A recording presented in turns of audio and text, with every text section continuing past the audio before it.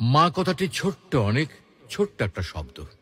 অথচ ছোট্ট এই শব্দের মধ্যেই লুকিয়ে আছে পৃথিবীর সকল মায়া, সকল মমতা, অকৃত্রিম আদর, স্নেহ, নিঃস্বার্থ ভালোবাসা, সব সুখের কথা। এই পৃথিবীতে মায়ের ভালোবাসার সঙ্গে কোনো কিছু তুলনা চলে না। মায়ের তুলনা মা নিজেই।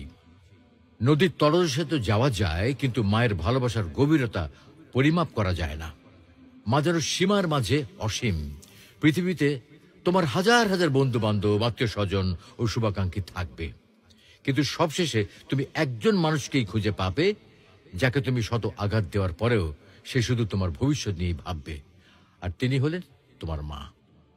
মা হলেন সেই নারী যিনি সন্তানের জন্ম দেন এবং তাকে লালন পালন করেন। আর তাই চোখ খুলে মমতাময়ী মায়ের মুক্তির প্রেমে পড়ার মধ্যে দিয়েই শুরু হয় আমাদের জীবন। মায়ের ভালোবাসা সীমাহীন এবং নিঃশর্ত। পৃথিবীতে সবাই তোমাকে ভালোবাসতে পারে, কিন্তু সেই ভালোবাসার মাঝে যে কোনো না কোনো স্বার্থ থাকে।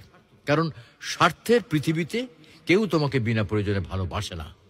অথচ একজন মানুষ আছেন যিনি কোনো প্রয়োজন ছাড়াই তোমাকে ভালোবাসে। তিনি হলেন তোমার মা। তাই তো আলেমগণ বলেন, মায়ের পায়ের নিচে সন্তানের বেহেশত। একটা গল্প বলি। এক প্রেমিকা তার প্রেমিকাকে পরীক্ষা করার জন্য বলল, তোমার ভালোবাসা পরীক্ষা নিতে চাই। প্রেমিক বলল, কি পরীক্ষা নেবে? সব পরীক্ষার জন্য আমি প্রস্তুত। প্রেমিকা বলল, তোমার মায়ের হৃৎপিণ্ডটা নিয়ে এসো।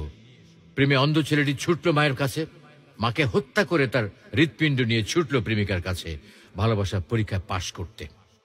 পথে হঠাৎ আছড়ে পড়ল ছেলেটা। হাত থেকে ফসে গেল মায়ের তাজা হৃৎপিণ্ডটা। ছেলেটা খুঁজে পেয়ে মায়ের হৃৎপিণ্ডটা হাতে নিল। তখনও ধকধক করছে মায়ের হৃৎপিণ্ড। হাতে নিতেই তা বলে উঠল, ব্যথা পেলি বাবা?